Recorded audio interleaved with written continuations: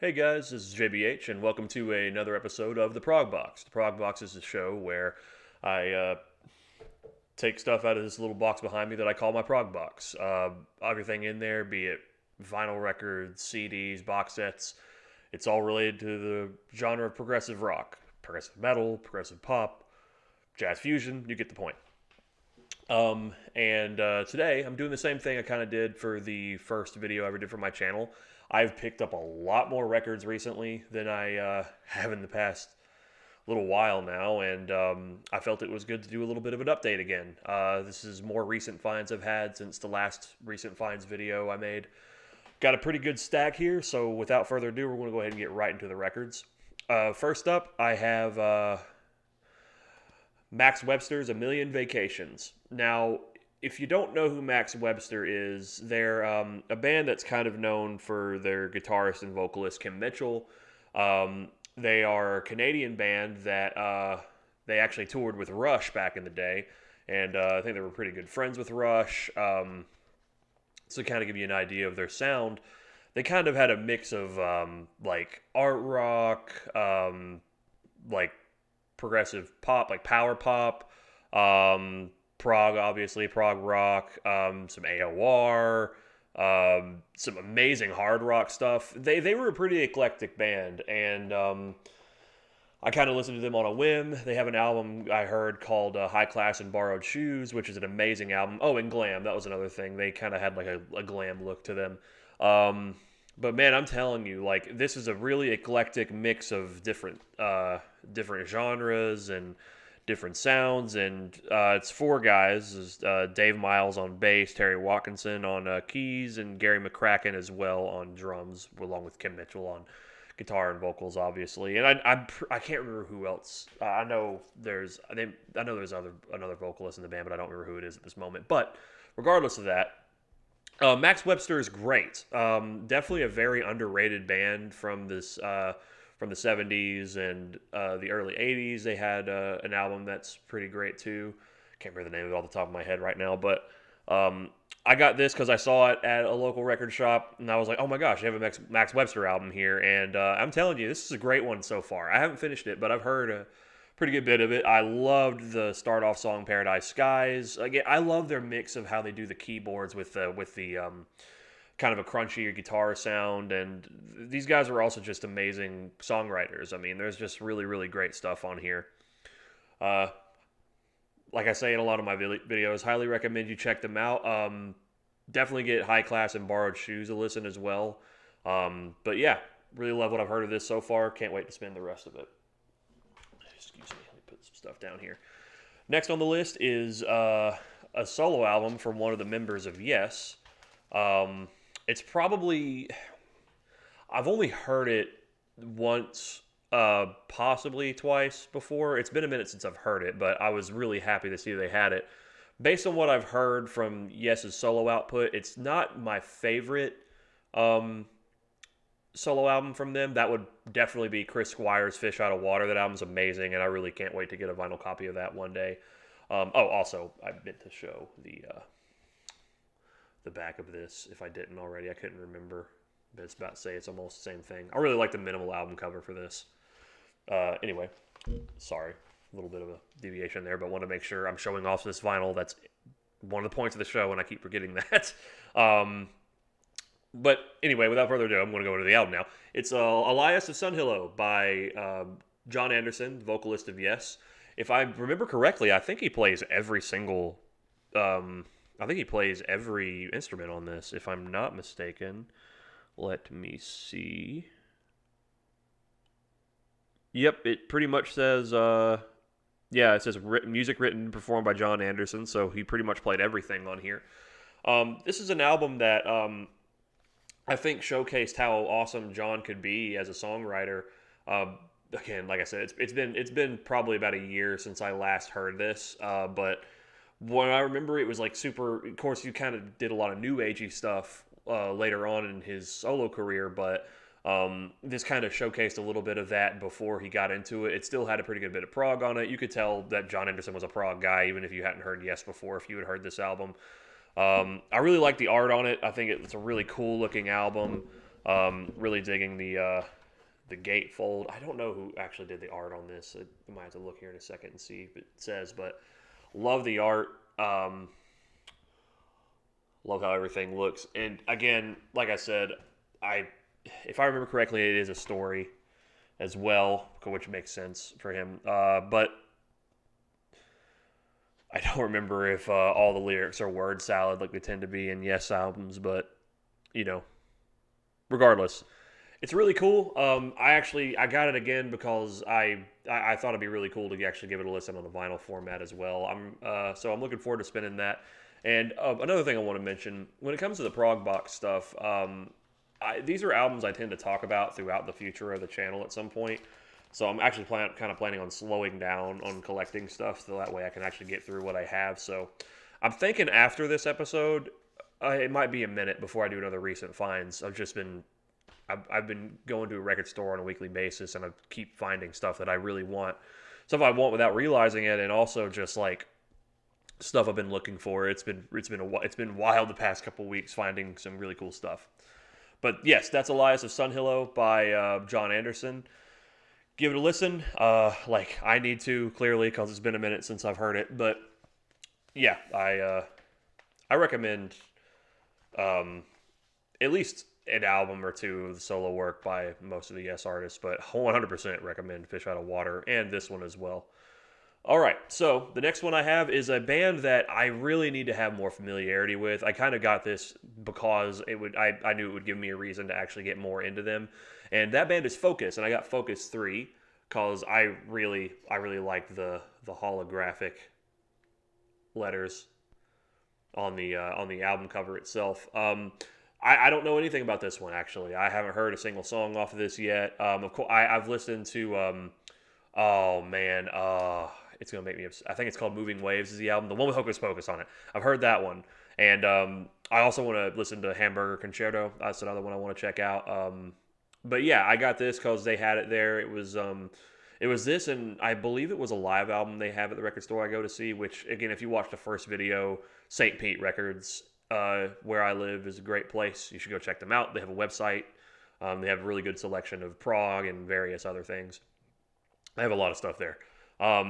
But yeah, like I said, I haven't heard anything off of this yet. I am looking forward to giving it a shot and probably talking about it on here. Nothing special on the back, just the song titles and liner notes and all that. But yeah, I'm looking forward to giving this a listen and getting more into Focus's stuff because from what I've seen, Focus is definitely one of the bands in prog, like not like on the same level as a Yes or a Toll or anything like that, but definitely one of the bands to check out from that era. Okay, so now we can go to one that I actually have heard recently and to completion, and that is, let me get it out of the sleeve here, that is Uriah Heap's Very Heavy and Very Humble, their first album, and honestly, the album cover that I like a lot more. Weirdly enough. Now, the funny thing about this album cover, though, is you would look at this, if you had zero idea what Uriah Heap was all about, you'd think this might be like a death metal or a thrash metal or maybe like I don't know, like a cosmic black metal album or something like that. But no, this came out in, I want to say 1969, 1970, and it's definitely got heaviness on it. You don't have an album cover like this if you don't have a little bit of heaviness in your sound, I don't think. But Uriah Heap is one of the greatest hard rock bands of all time. One of the greatest bands I think that did a really good job of mixing hard rock and prog back in the day. You know, they have a song. The first song on here, Gypsy, is just an absolute screecher of a song. I mean, there's some doo-wop on here. Like this album's a little bit all over the place compared to where they would go a little bit later. But man, I'm telling you, like this is a great album, especially if you're trying to get into like, you know, where metal came from and stuff like that. Highly recommend this. The other album cover for this, I think the actual like the UK album cover is a guy whose face it's the lead singer. Oh, his name is escaping me. I think it's the lead singer. It's either the lead singer or Mick Box. I don't remember who it is. Mick Box is their guitar player. He's got covered in spider webs. It's a good album cover too, but this one's so much better. I've always liked this one more. This is the US version, and like I said, Gypsy's great. That's probably my favorite song on the album. But dude, yeah, 100%. If you're looking into like where metal came from where metal started to where it is now, you Uriah Heap is like an absolute must. Oh, and there's the back. There's the rest of the worm on the front. Yeah, 100%. Go check this out. It's a fantastic listen. See how long it takes me to get it back in the sleeve. Okay. Anyway, the next one I found, the next two I found, well, actually, the next three I found were all albums I had been meaning to give a listen to for some time now. I've heard a little bit of, each of them. Not the entirety of all of them because I kind of gave them like a taste before I actually bought the records themselves. And again, really looking forward to checking them out and talking about them on the channel after I do. And the first one is Crack the Sky, their debut album. I'm telling you, man, this was one I wasn't really sure what to expect from it, but it's kind of like I kind of liken this album a bit to like 10cc or something like that. Like it's got about as much like in common with like art rock as much as it does with like the prog stuff. It feels a bit more Roxy music than Yes to me or something like that, if you understand what that means. Like there's a lot more focus on like hooky songs and stuff like that. But I'll tell you, these guys can write the crap out of a song.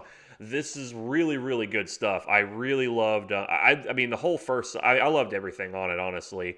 I was kind of pressed for time while I was listening to this, so I think I heard pretty much everything on here except for the last two songs. I Don't Have a Tie and Sleep, but I loved every single song that I heard on here when I heard it. I think it was last week.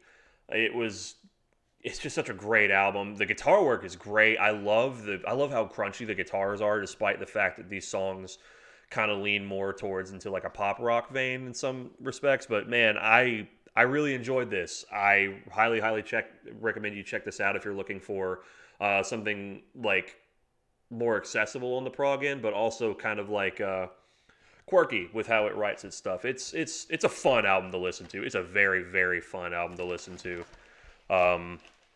And a very, very good find for me. I'd seen this on various lists on like, great prog albums or underrated prog albums. Also, I love how like that very 70s back there. So the next one is a one I found at a record store. I went with a buddy of mine, and he saw the album cover when I pulled it out, and I was like really excited because I was like, I can't believe they have this. And he's like, that's a gorgeous album cover, and it 100% is. I'm talking about FM's Black Noise, a very synth-focused album. There's a lot of synth on here. I've only heard a couple of songs off of here, but from what I can tell, it's also kind of in the Crack the Sky vein. It's got a good pop lean to it as well, along with like the progginess of it. A lot of the prog comes from the long, like some of like a couple of the songs being somewhat long. Like the last song, the title track is 10 minutes, and the fact that there's just a heavy emphasis on synthesizer and keyboard on this. I really like. I like the design of the album a lot. I mean, this album cover is gorgeous. Again, another one I'm really excited to actually fully listen to and talk about on the channel here at some point. Sorry if it feels like I'm rambling today. I know I'm not really talking a lot about the albums themselves because I haven't heard a lot of them. But again, a lot of the reasons why I'm buying these albums is so I can have more of a reason to get into some of the stuff that I haven't heard before and kind of get away from listening to the same stuff over and over again. Sorry, I still had a tag on one of these. I'm taking it off. But yeah, like I said, really excited to check those few out. And then the last one that is kind of another like one of those bands is kind of like not really in. I don't really know too much about them or anything yet. Is Family with their album Bandstand. I've heard some of their songs before, the vocals are wild. The guy who's I don't know who I can't remember the vocalist name off the top of my head, but the vocalist has just got just this very crazy way of singing. Like he's got this crazy vibrato, but he's putting like everything he has. He sings very loudly, very strongly. I really liked his vocals, but they're another one of these kind of bands that they're not exactly on like the symphonic side of prog or anything like that. Not like immensely technical or anything like that, but like kind of like this eclectic, quirky kind of pop lean to them. And I know for a minute John Wetton of King Crimson played bass with him and may have sung a couple of songs, but um, man, I really like what I've heard so far. I haven't heard anything off Bandstand yet, but I was really happy I found this though because I love the design for this album. So obviously it's got this kind of wacky like shape to it. It's been like a TV, and you open it up and it's kind of got like this whole. It's got this whole like the internal part of the TV thing going on, and then this you open up this flap right here, and this is where the album is, and it's just really cool. I love how this. I love when people do. I love when bands and artists do like kind of cool things with the packaging, especially back in the day. So yeah, really excited again. Another one I'm really excited about. I'm thinking of kind of doing a with these three albums in particular, with Crack the Sky, FM, and Family, kind of just maybe another PROGBOX coming up soon, just being like a getting into kind of video where it's like, hey, I listened to these three albums. Here's what I think of them. Like kind of just like a quick fire impression review, not like a full on like super long review or anything like that, but kind of just giving my full impressions of the albums. Since talking about them here, like I've heard a little bit. I like what I've heard, but not like I don't have a full context yet, so I don't want to say too much about the music in and of itself based on like, hey, here's my very, very first early impressions on what I've heard. And, these three so far, it's going well. Like I said, I haven't heard any of Bandstand yet. I've heard some of their songs, but nothing from this particular album. But I've heard a little bit of Black Noise, and I've heard almost all of Crack the Sky. And yeah, like what I've heard. All right, so the next one I am very familiar with. It's a kind of an important band to me because of my late grandmother. She was a really big fan of classic rock, and she introduced me to this band when I was very young. And I instantly fell in love with their sound. I loved everything about them. And, when she passed, it was one of, I listened to a lot of their stuff because I knew she was a big fan. And that band is Electric Light Orchestra. These next few albums, actually the next albums I'm about to talk about, these are all ones I got right before I filmed this video. I absolutely love ELO. The first song I heard from them was Evil Woman, which isn't on this album. It's on Face the Music, I think, is the album that one's on. But this is probably one of the. This is still in their era where they had a lot of prog in their sound, and again, this also fits into like the other stuff I was talking about. Again, not as much. This isn't going to be a day of like symphonic stuff. Like a lot of this stuff is kind of like more what I'm into right now, kind of like the crossover prog stuff of just like there's a lot of pop influence. There's a lot more influence from like the world of like making a hook, but like there's so much texture, the attention to detail in the sound, and there's a little bit of technicality here and there, and like it's still prog on out and out. And this is one of those albums, it's got like overtures and suites. I mean, it's Electric Light Orchestra. You're gonna have an orchestra, and I really like this album. It's a really, again, like it's probably one of the most proggy ones they have. I really love Laredo Tornado and Can't Get It Out of My Head. When the first time I heard that song, I was all about that song. I love Jeff Lynne's voice. He's one of the greatest songwriters of all time. ELO, man. There's not much I can say about ELO. They're extremely huge band. Oh yeah, there's the back cover. Pretty much the same, just with the song titles.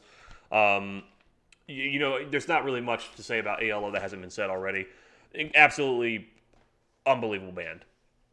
And if you haven't heard anything from them, go to El Dorado. Go to a lot of their albums, really. Like, the vast majority of their discography to me is pretty untouchable stuff. I love ELO. All right, so the next I have I have four more albums to talk about, and they are all from the same artist because this band I have just come into a gigantic obsession with, and decided to save all these albums for to talk about now because I'm also going to be doing a little. The next prog box is going to be kind of me um, running through me getting into this band, and I actually decided to give them a shot because this is going to be a shout out to the Sea of Tranquility channel again, like I've said before. I decided to give them a shot because Pete Pardo is constantly said on there like, "Hey, I know what you might put a stigma on this band because of the hits or the stuff you've only heard on the radio in recent years," and he would just keep saying like, "You got to go check out this early material because it's pretty unbelievable, untouchable stuff." And after finally deciding to sit down and check it out, he's 100% correct. I am in an absolutely obsessive state with them right now, and that band is Chicago. This was the first one I heard, again per Pardo's recommendation. What do you think their best? What he thought their best stuff was, and this album absolutely set me on fire. Some of the greatest guitar playing I've ever heard from the late 60s and early 70s is on these early Chicago albums. It is unbelievable stuff, and especially for me who I'm a big Telecaster guy, and I didn't really think about much with Terry Kath or anything like that. Again, I just had no frame of reference other than you're the inspiration and stuff like that. But man, I got to second what he said. If you haven't actually went to sit down and like listen to the Terry Kath years of Chicago, stop wasting your time. Go right now, like stop the video and go listen to the early Chicago material because it's unbelievable stuff. And so far, I've heard a couple of their albums all the way through. Not all of them, obviously. That they have a huge catalog, but this was the first one I listened to all the way through, and right now at the moment it's still my favorite. It is just screaming like guitar stuff. I mean, literally, there's a song on here called Freeform Guitar, which is just him going absolutely bonkers on guitar with a bunch of effects and everything. But man, there's a song on here called Poem 58, which is just like this 4-minute guitar solo, and then it goes into like one of the most disgusting like grooves I've ever heard from the late 60s. I say it's disgusting. It's really smooth, but at the same time it's got this grime to it and this funk to it that is just like undeniable for what you would ever expect from a band like Chicago if you've only heard like their 80s and onward stuff after Kath had passed.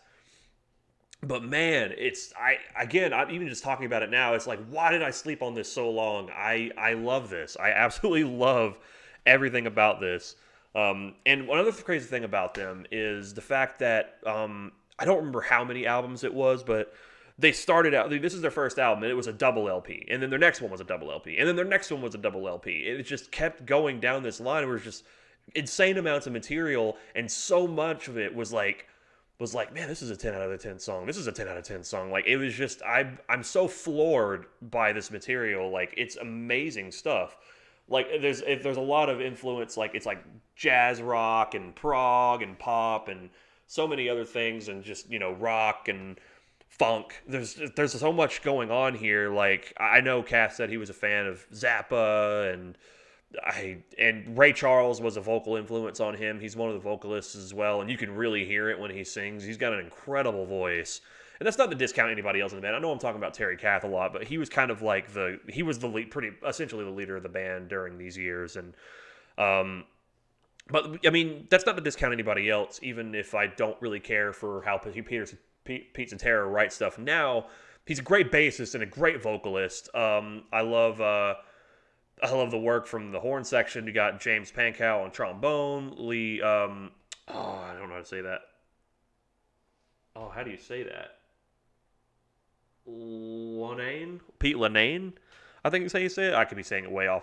On trumpet and background vocals, we got Walter Paraziter on woodwinds and background vocals, and then Daniel Serafine on drums.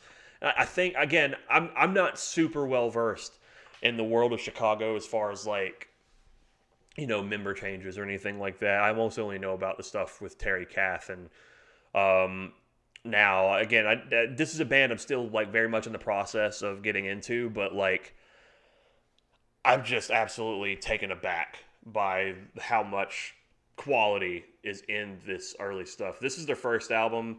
I kind of went on a tangent a bit there about it, but again, I'm still kind of just like, why did I wait so long to listen to this stuff? It's so amazingly good.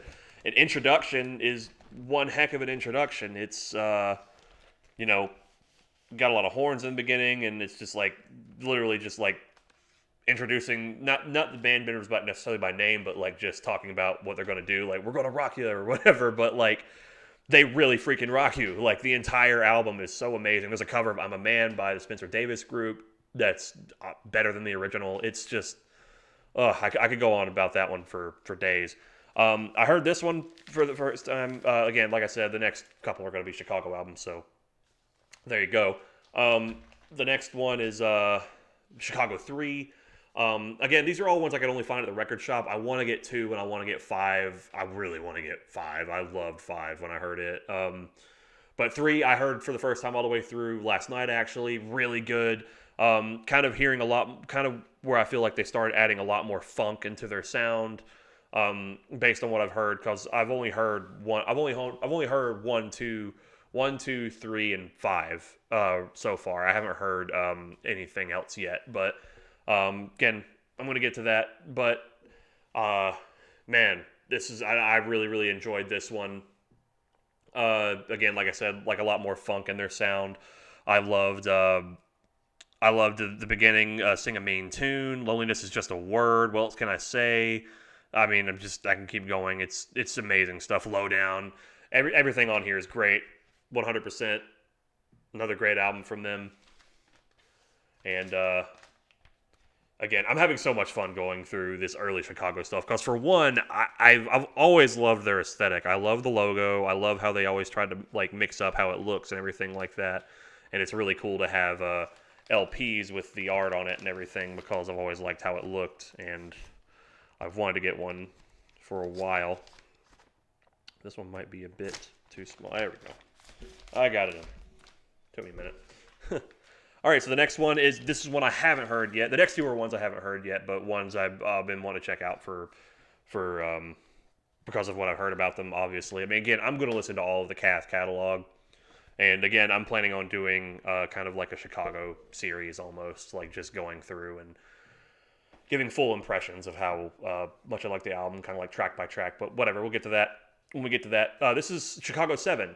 Kind of, from what I can tell, to be like the most inaccessible of all the albums that came out back then.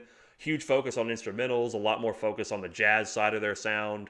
I haven't heard a note off this yet, but I'm really looking forward to giving this a spin, especially after hearing like that this is like the wild one out of the Cath catalog, and just hearing how wild it actually is, because that sounds really interesting to me based off of what I've heard already. So yeah, that's Chicago 7. Again, just really cool art. I love, same thing on both sides, and then inside is just the band. Cool stuff. Yeah, I'm really excited about this. And except for Chicago Transit Authority, the first one, I got this one, I got 3, and the last one I'm going to talk about today.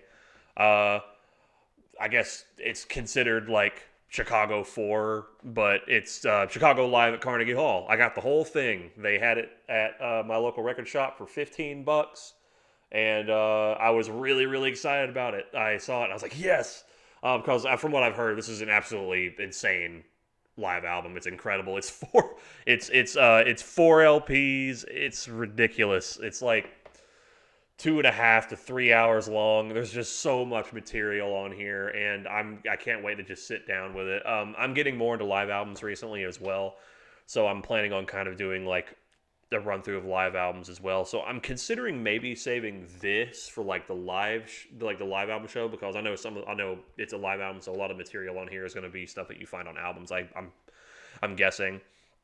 So I might like do like a Chicago studio album show and then do a live album show and talk about this one there.